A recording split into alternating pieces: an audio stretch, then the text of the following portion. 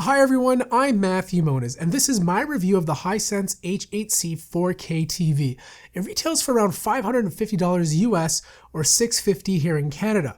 I'm reviewing the 55-inch model, but it also comes in a smaller 50-inch model for about $100 cheaper. Now this is a budget 4K 10-bit TV, but it packs a lot of features for the price and is a good buy for someone who wants to move to 4K but doesn't want to spend a ton of money.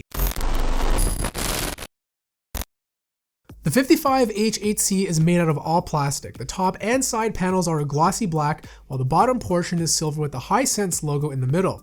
Just underneath is the remote sensor, and directly behind it is the power button to turn the TV on or off. The TV stand is made up of two U-shaped legs that you screw into the bottom. Overall, it's a pretty basic and simple design. On the back, you have an Ethernet port, component composite video inputs, optical audio output, and two HDMI ports that support 60 Hz.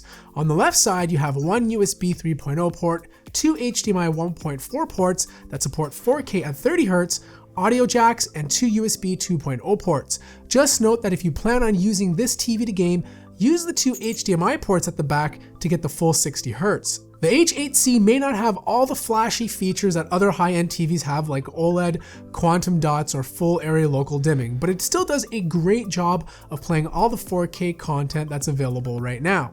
Now, I don't have any native 4K files to play back, so I had to settle for the compressed content available through Netflix. There's definitely a big difference in sharpness and quality compared to a full HD TV. It's obviously more noticeable the closer you sit to it. Black levels were good, obviously not OLED good or as good as the Sony X930D TV I tested last year, but because it's using a VA panel, you get deeper shadows than a traditional TV that uses an IPS panel. The only downfall is that a VA panel has a more narrow field of view, which means it doesn't have the greatest viewing angles. Surprisingly, brightness was quite high, much higher than my plasma at home, and more importantly, it doesn't ruin any black areas of an image on the screen. However, contrast was just okay. It's not spectacular, but good for a 4K TV at this price point. The image can look a little flat at times, and I highly suggest sticking with the standard or theater picture mode. They offered the best balance. The eco mode is much too flat, and the vivid mode oversaturates the colors in a not so pleasing way. Now for gamers, I suggest using game picture mode. You'll lose a little color accuracy, but it drops input lag to around 48 milliseconds. It's not the greatest if you're a hardcore gamer, but more than fine for most casual gamers out there. Hisense ultra smooth motion blurring does a good job of compensating. This TV supports HDR, but only the HDR10 standard. It's not compatible with Dolby Vision, but that could be easily changed with a software update. The remote that comes with this TV is very basic. It feels a bit cheap, but does the job.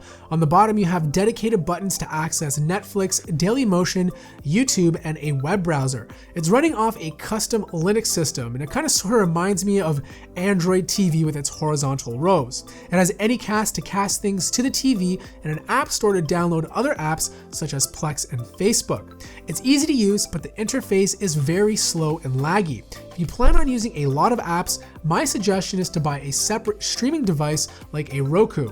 Sound is coming out of two speakers in the back. They don't face forward, so it's a little teeny, but they do get quite loud. The highs are good, but the mids get drowned out and it lacks bass. For a small room, it's fine, but if you plan on using this in a big room or as a home theater, I suggest buying a sound bar to go with it.